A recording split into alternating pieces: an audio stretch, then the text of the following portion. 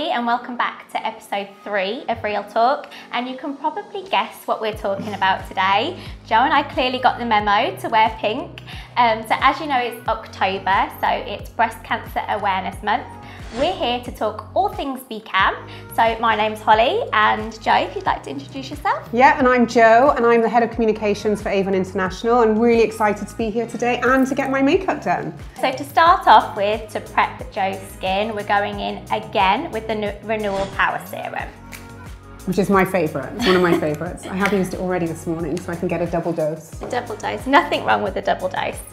So Joe, thank you so much for joining us today. And I know we're talking about something very close and personal to you, because you've actually had breast cancer in the past. So what was it like being diagnosed?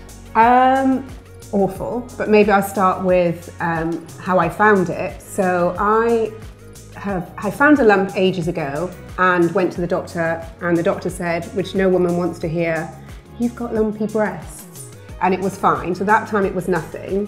So then in 2016 I found another lump, and I thought, well, this one feels a bit different, because I did always regularly check, because I think that's really important. And I found this lump, it was, I don't know, maybe February in the year, and I thought I must do something about that. And I was really busy, I was living in New York, I had a really big job, I worked for Gap, and life was busy, it was getting ready for holidays, so I put it off. And then in October, which is weird because it is Breast Cancer Awareness Month, I thought I must get this checked out. So I went to the doctor and she said it was suspicious, so I had to go for a mammogram. The mammogram said, yes, it's definitely suspicious. So then about a week later, I went for an ultrasound and a biopsy, and they told me on that day that it was cancer.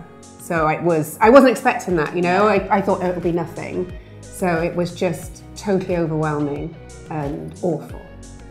I mean, I can only imagine. But I mean, what was it like? You said that you were regularly checking, and I guess that's lucky, but for people that don't, definitely Yeah, and do. That's why our campaign is so important, right? Because it's super easy to check. You can do it in the shower, in bed, as you're getting dressed. And if you know your body and you know what's normal, then you can see if there's something different and you can get it checked out. And I'm sure most of the time it will be fine.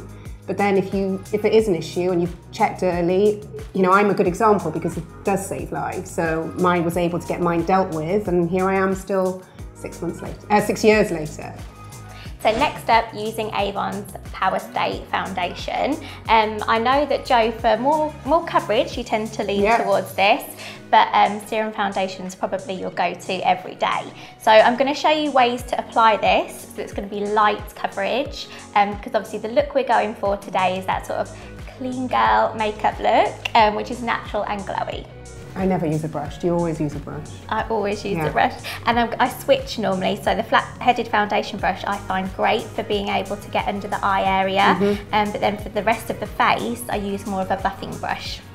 So you said, Joe, that you were quite lucky because then from the time you found your lump, you went for your tests and the mammogram, and they came back straight away. And obviously I can imagine that's awful news, but what sort of happened next in terms of the process? I think I was really lucky being in America because I had really good healthcare, and it moved really fast. So I had this massive team of doctors, experts, and I think one of the things is that there's so much information, it's overwhelming. And I remember my doctor saying to me, you need to decide what to do that's best for you. So they gave me all the facts, there were different options, and which was quite overwhelming. And then I decided that it was quite an aggressive cancer, and it was quite a biggish lump, and I had one in my nose under my arm. So, sorry, I just need to. So it was quite an aggressive cancer, so I decided that it was really important to sort of throw everything at it. So I decided to have a double mastectomy and reconstruction, and then really quite tough chemo. So once I'd made that decision, the doctor actually said to me, you've made the right, they won't advise you in advance, but then she said, you've made the right decision. So then it all moved super fast, had a surgeon, had a plastic surgeon, had an oncologist, and then about a couple of weeks later, I had my surgery. Oh my gosh, So really it did move quickly. really fast. And then this was now November, and then I had my first chemo just before Christmas. Oh my gosh. Yeah. And then I bet that was a whirlwind it as well, was. like no time to process almost anything. better that it was moving fast, because it didn't give me time to maybe dwell on it or worry more than I was. But I was in New York on my own, so I had to really rely on my friends. I was very lucky to work for a great company that, you know, gave me so much support, and all my friends worked for the same company, so it was like a family, much like Avon, very similar. And I had really great support from my friends, but I was sort of on my own in America, and that was really hard. And then my first chemo was, just before Christmas. And then I came back to the UK for Christmas, and that's when my hair started to fall out. And my mum took me to a hairdresser's and they shaved my head. That was one of the hardest moments, because I think actually all the other surgery, sort of undercover, when you lose your hair for a woman, I think that's really tough. Yeah, I suppose you can hide it, can't you? But it's very visible to everybody about your hair. But I mean, you've got great hair now. Well, luckily, in a way it was good, it was short. But, and I tried to wear wigs. I bought tons of wigs. I had a really fancy wig that looked just like my hair, but they really itch. They're horrible. And so I just lived in like a beanie. So any picture, well, there aren't many pictures of me during then, but I literally just wore this soft jersey beanie the whole time. So, yeah. I was going to say, did you get to wear any wacky hair colours? I did. I got a purple one. It was nice because I could try all these different things. So I did get a purple wig that I wore a couple of times, but it was so uncomfortable. And you're itchy and you're not comfortable anyway. So yeah, and you lose all your hair, so it's weird. No eyebrows, eyelashes. It's weird. So like I said, with the flat-headed foundation brush, it really allows you to get into those a little more hard to reach places. And what we have just done is just put a light coverage all over Joe's face. And then like I said, I'm going to go in again with that buffing foundation brush. And then that'll give us that really nice, soft coverage. You can see, even though that is a sort of full coverage foundation, we've made it look just like Joe's skin. So she's still getting that coverage. It's going to last her all day. It's really hard when you don't have any hair as well, because your makeup looks so different, because you've got to blur it, so I just didn't really wear much, but you've got no, it's like never-ending skin, is it? So at least you've got a hairline now. I suppose you have to relearn how to do your makeup and again. even when my hair started to come back, this clearly isn't my natural colour, so it was much darker. So you had to think, what makeup do I wear now when it's dark and different? I'm used to being blonde. Yeah. Fake blonde, but, Blonde at heart, like me. Exactly, they do have more fun. Yeah. So next up, to complement the Power Stay foundation, we have the Power Stay concealer. And I like to go in 1 or 2 shades lighter than Joe's natural skin tone, just to brighten up the under eye area. I have to get all the codes and things and make sure I'm doing it properly. I know you were saying that you used Power Stay, weren't you? And it was interesting, like what shade did you I should have pick checked, for yourself? yes. Well, your creamy natural that we used today. Okay, good. It you can do me a perfectly. So that is quite a lot to go through, Joe. And I know you said that you were in America on your own, really. So were there any coping mechanisms that you sort of turned to? I am, if you know Myers-Briggs, I'm an ENTJ, off the scale J. So I have to have a plan and lists and everything. So I'm super organised.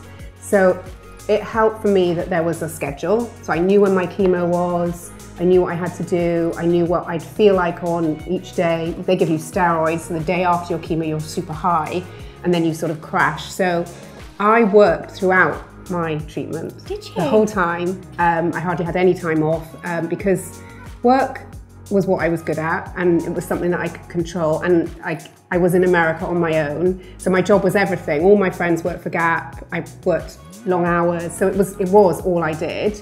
So I thought, well, I'll carry on with that, because again, it gives me something to distract me. Probably wasn't awfully healthy, but I worked throughout it, and then I tried to come up with things to enjoy. Shopping, buying nice handbags and shoes, saying on this day I'll do that. I went to lots of concerts, I went to Vegas. Living your life. Yeah, exactly. Living your best and that's life, something I still do now. I think one of the things it's made me think more about is life's too short. So don't have any regrets, do all the fun things, be happy. So I think I probably am, that's the sort of mantra I live by now, just to try and be happy and have fun, lots of fun. And I guess you said you're still like that now. Do you think it's changed you as a person? It did, certainly. Again, I love my job, but I was on my own in America. My son had stayed here with his dad, and that was quite tough. And everything was tied up with my job. So when I finished all my treatment, I then decided it was time to come home. So I'd worked for Gap for 20 years, so it was a big change. And so I sort of told them, I was very open, and then I started looking for a job, and then I got this call from Avon. And like many people, I'm afraid, I was like, Avon, really? But the more I found out about them, and then they told, I heard about all the work they do for breast cancer, so I really thought it was a sign. So it did change me, because I came home, I have now a much healthier work-life balance. I have all my friends and all my family, so I have different people. So I think it just made me put some perspective back into my life, so it wasn't all just about work. And I had this weird thing in America when I was sick. In America, you don't get full pay when you're sick. You get 60% pay. And in my head, I was like, oh, well, then I can't be off. I mean, of course you can survive on 60%, but I had this weird thing. And, I don't believe you should have any regrets, but I did make a mistake and I should have taken time off. And then after I finished my treatment, I did have a bit of time off and a holiday. And then I went back to work, and I knew I'd gone back too early. Because you get lots of side effects with chemo, but one of them is chemo brain. And I was foggy and not quite with it, and I'm sure I drove my team crazy. So I should have taken more time off, and I had this weird sort of obsession about work. So now I definitely have a healthier work-life balance. I still love my job. I have the best job in the world. I love working for Avon, but I have a little bit more perspective. So we're just setting Jo's under eye. We're going in specific areas rather than setting the whole face, because as I said, we are going for that more natural makeup look. I think the other thing is really important is, find what works for you. In this internet age, you can Google everything, and that's really scary. I mean, that's all I did, like, what does this mean? What does this mean? Why do I feel like this? And you've got all this information, so I think you have to work out what works for you. And working was one of the ways I coped. I didn't want any help, but then when I got to a point where I was really ill, and it was my second to last chemo, and I got out of bed and I fell over. And because I was on my own, I thought, who would notice if I just died? It was super morbid, and I couldn't get up. And then at that point, I thought I needed some help. So I asked my mum to come for my last chemo. I was really dehydrated and very weak. But so I think it is knowing what works for you, but also knowing when to ask for help. Yeah. Oh my God, Jo, you literally like one of the strongest people I think I've ever had a conversation with, to cope with that all on your own as well in America. And only your last chemo to ask for your mum. Yeah, amazing person. Thank you. Moving on to finishes, we're going to bronze and glow up Jo's face. So starting with bronzer, and we're just going to highlight those cheekbones and make them pop a little bit more. So Jo, your choice was obviously to have a double mastectomy. I take it you've not looked back since that? No, it was a pretty aggressive cancer, and I thought several reasons. One was I wanted to throw everything at it. I didn't want to, a year later there'll be another lump or anything. And also cosmetically, if I'd had a lumpectomy or just a single mastectomy, then cosmetically it would have looked, I felt, odd. So I went with the double mastectomy and reconstruction, and I had a really good plastic surgeon, and before they obviously measure you and do all these things, and he said to me, what size do you think you are? I said, 34C. He went, no, but you could be. So you had a choice of what? Exactly. So then they get out all these implants and you sort of choose. I knew I wanted something fairly natural and much like I was before. Yeah. But that was a whole weird, again, I can go into like graphic detail here, but obviously when you have your mastectomy, then they put these things in to sort of pump you up and grow your skin, because they've cut a lot of weight. This is probably too graphic. So, and then you get your implants in a second surgery. Yeah. So, no regrets. I've got quite a lot of scars and sometimes that bothers me, but I kind of think that's part of my story. I was away recently and there was a bikini photo of me, and I didn't realise that my top had come up a bit and you could see the scar. And I thought, well, I guess that's sort of life, isn't it? Scars and wrinkles and everything that are part of your body. So, and I guess you probably wouldn't be the person you are today without them. No, and it's part of, I guess it's my life now, and it still feels a bit weird. But they did save my life, so I think having fake boobs, number one, they're never going to sag, are they? No. So they're nice and firm. Jealous. And they definitely, you know, are why again, I believe I did the right course of action. I'm happy and healthy now. They don't like to tell you these days that you're cancer-free or you're in, you know, totally. And I think that's one of the things, it's really funny, when you have all the treatment, because you're having all the treatment, you feel like you're doing something to get rid of it. Then when it all finishes, that's actually harder, because now you're like, okay, what now? And then you're like, is it going to come back? And then you get a headache. Oh, have I got a brain tumour? There's a lump in my leg. You know, everything. You obsess about it. So, it does change your life and make you think differently. But for me, it's meant, you know, living life to the full and trying not to worry and trying to distract myself from worrying. So do you ever still think about it now, or do you think? All the time, every day. Yeah, all the time. And about it coming back, I don't think that'll ever go away. Like I said, if I ever get anything wrong with me, I think that that's a sign. The weird thing is that all the symptoms of chemotherapy are also the same symptoms as going through the menopause and also of potentially getting something back. So you're aching, tiredness, foggy brain, hot flushes. So it's like, well, have I got those because I went through chemo? Have I got them because I'm going through the menopause? Or am I just old, you know, when that's normal? So when I came back to the UK, I did go to the hospital a couple of times and say, I'm too tired, and they did a bone scan, or I think there's something here, and they do a scan. So I guess it's something you just have to live with. And I hope that because I'm healthy, you know, I exercise, I eat well, and they always say that you know something changes when you know. Yeah, and were the doctors able to put your mind at ease? They, you know, yes, doing the tests and things there's still that little voice in your head, you know, when I wake up with a headache, or my arm's still super stiff, and I think, oh, is that a lump under there? You know, something that you've just got to live with, yes. I guess. Yeah. Moving on to brow, using the Glimmer Stick Brow Definer. So as you guys know, it's a twist mechanic, so no need to sharpen, super easy to create a more defined brow that's very natural. It's going to be interesting because I never do my brows. I was going to say, I don't really need to do a lot to your brows, Jo, because they're very, very good at the moment anyway.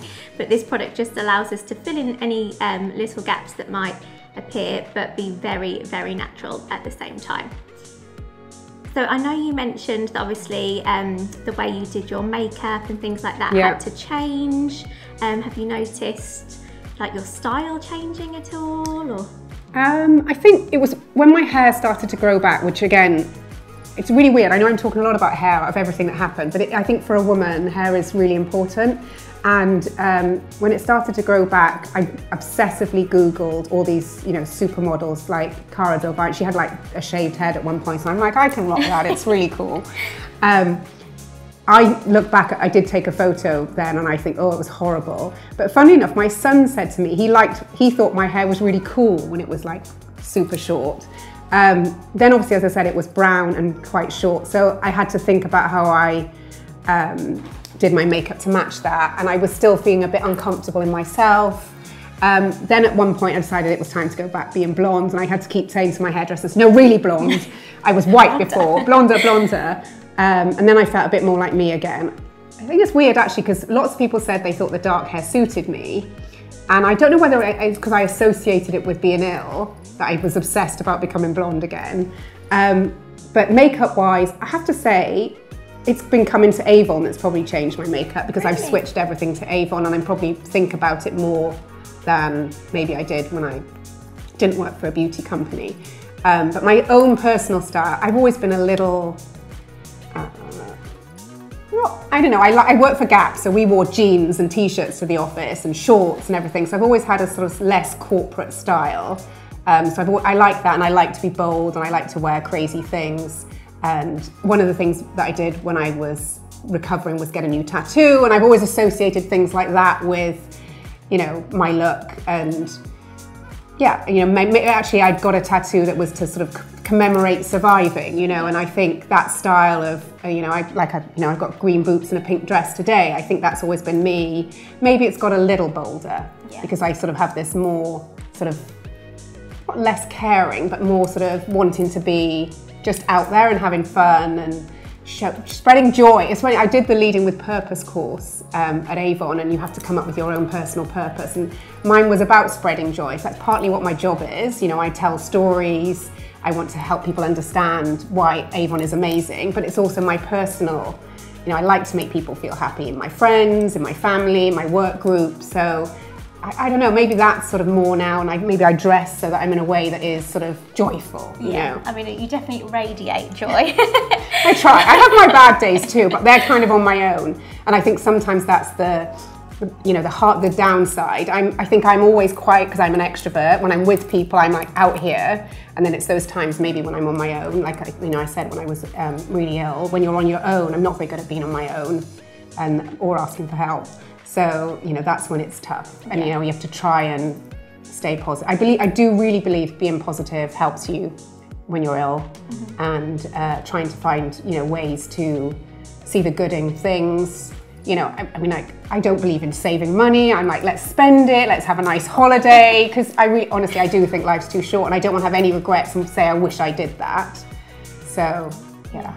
Would you say, I know you talk about your personal style when it comes to like clothes and things like that. Is there anything that you did from like a bold point of view when it comes to lips? I like a really bright pink lip every now and then. But I'm like super, you know, again, because I'm on the camera a lot at work. I do a webcast, or I do a session on camera. So I do like quite a pink lip. But like, I wouldn't do that today because I'm wearing pink. Clash of colour. And then I always look at people, like I look at your eyelashes and I'm like, I need to do but I don't know how to do these things. So I'm fairly natural. I don't wear a ton of makeup, but I like a bold lip. I feel like that's very in at the moment as well. The natural look is making it's come back. So. And also being at home, obviously you're on camera all day, but you know, it's weird because we've changed everything. I miss dressing up. Like now we're in sometimes I do the top half dressy and then the bottom half is, you know, joggers. I miss dressing up, and heels. Like I have so many high heels, and now when I come to the office and I put a pair of high heels on, I can only last like half an hour because I have to take them off. So I do miss dressing up, and when I know I'm going to be on a webcast, I'll make more of an effort. But you know, like next week, I'm super excited that we're coming back for a meeting, and I can, you know, wear some nice clothes and high heels. Yeah, isn't it weird, because you used to get up and go to the office every day, so I would just get up and get changed, whereas now I'm in once a week, I'm like, what's my outfit going to be? Exactly. Oh yeah, I obsess about it. I'm like, what am I going to wear? Moving on to eyes, and we're going for something quite subtle. So I've chosen the Power Stay Shadow Stick, and this is in Everyday Beige. This is just going to give a nice sheen to Jo's lids. So Jo, I know you mentioned that you detected your lump quite early, which is amazing. But how did you notice something was wrong? I've always known to check because I'd had mammograms in the past, so I knew you should check regularly. And I think it's really easy. You can just do it in the shower, and it's more about feeling if there's something different. So knowing your own body, and then, you know, just feeling your boobs. And then I just found this lump. You know, the more you obsess about a lump, the more you press it, and then it starts hurting. You're like, I don't know about that.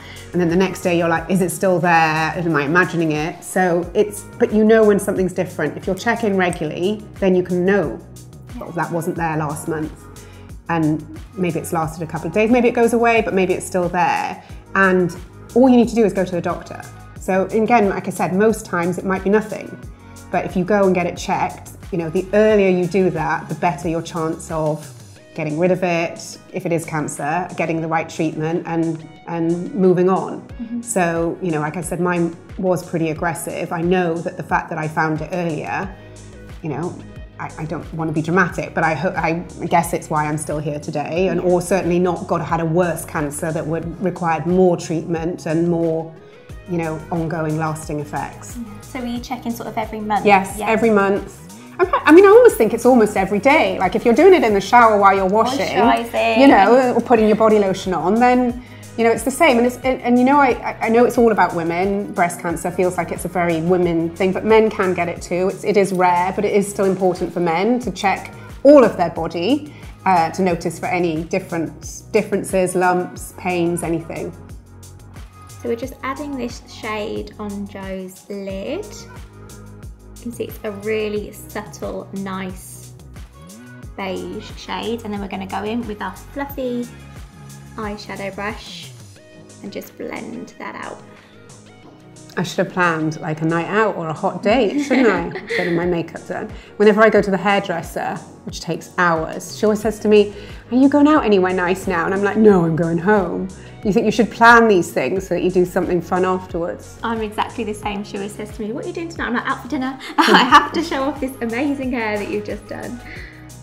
So moving on to eyes, using our 5-in-1 Lash Genius Mascara, the go-to mascara as it offers 5 key benefits that you want. You said you use this mascara anyway, so... Yes, I like this. This is my favourite one. I think there are, I mean, our mascaras, I mean, I noticed the difference straight away. You've got lovely long eyelashes. Thank you. I always like the look of fake ones, but I've again, I'm a bit scared by all that glue. So I like a good mascara. I think it makes such a difference to do that. That's one of the things I noticed when I didn't have any eyelashes. I found a photo of me the other day, and I just look so, you know, almost like an alien when you've got no hair. How did you attempt the false lashes? No. I did try and do some eyebrows. Yeah. But even that was tough. But the eyelashes, no. I mean, eyebrow trends change as well. Like you said, you've got the Cara Delevingne brow. You've got the natural brow, the thin brow that I think I'm still trying to grow mine in from when I plucked them. Yeah, I'm a bit scared by all of that, so I just go fairly natural.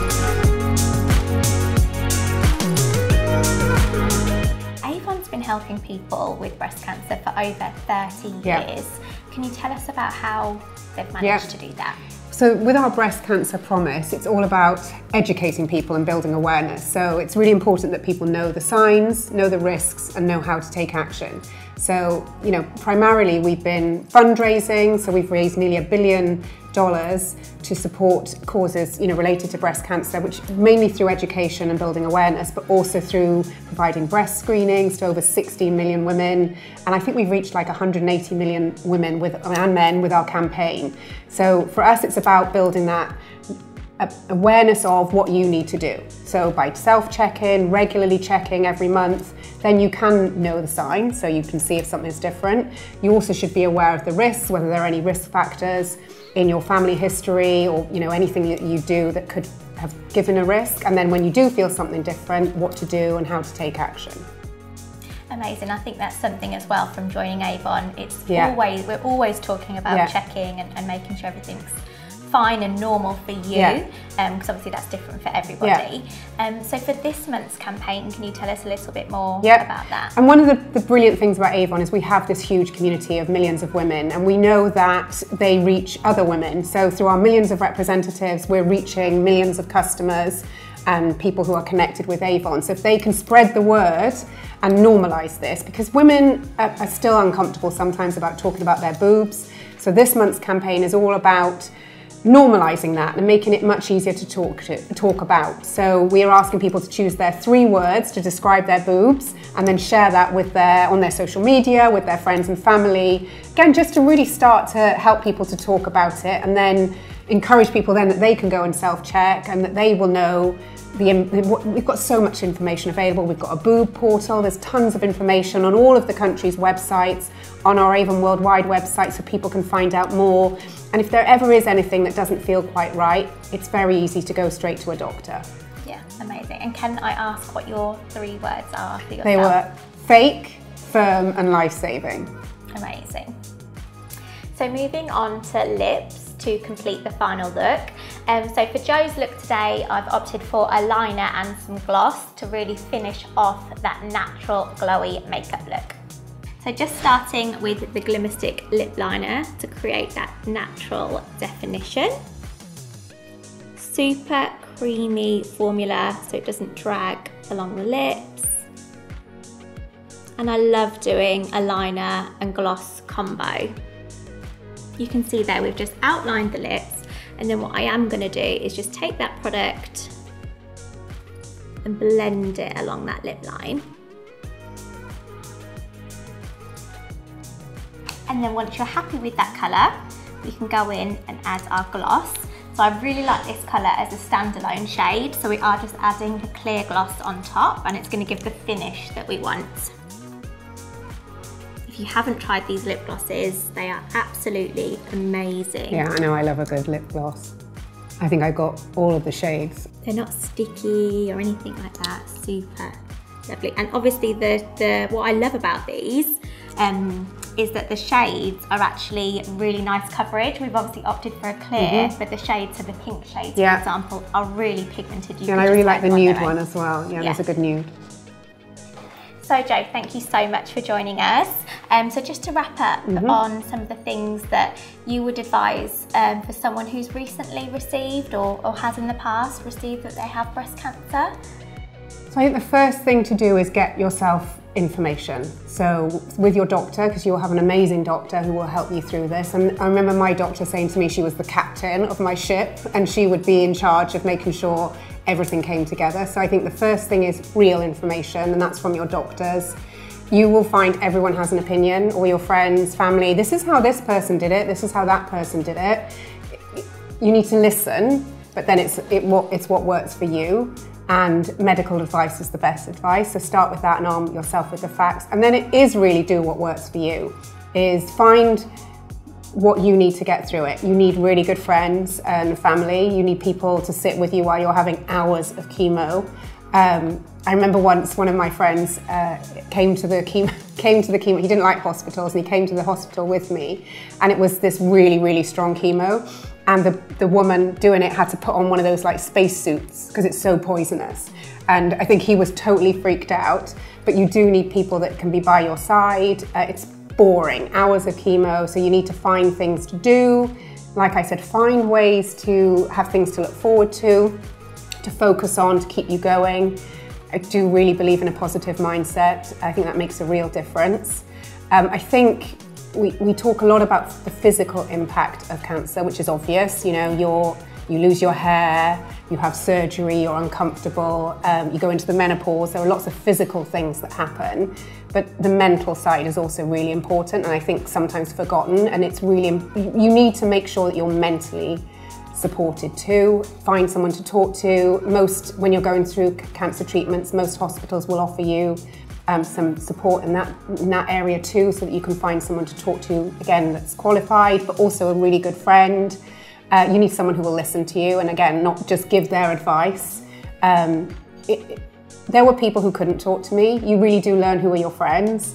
There were people who couldn't handle it, and I'm not friends with them anymore. And there were people that really stepped up. So find your friends, find things that give you joy and things to look forward to, look after your physical and mental well-being, and stay strong. Amazing. And what would you say was your biggest lesson going through everything that you've been through? I know this sounds like I'm saying this just because of our campaign, but the importance of checking. Because the fact that I checked, the fact that I found something and did something about it, I truly believe that's why I'm here today. And sometimes people ignore things because they think they'll go away. No, and we're making, advances in science all the time, and that's another reason why everything we do at Avon is so important. But, if you find something that's not right, the earlier you do something about it, the better your chances are. Thank you everybody for joining us for episode 3 of Real Talk, and more importantly, thank you so much to Jo for joining us and sharing your personal and amazing story. You're such a strong person. So yeah, thank you so much, and I hope you love your makeup look. Wow, thank you. I hope an improved version of myself. Thank you for doing this and talking to me. I hope you are checking yourself regularly too.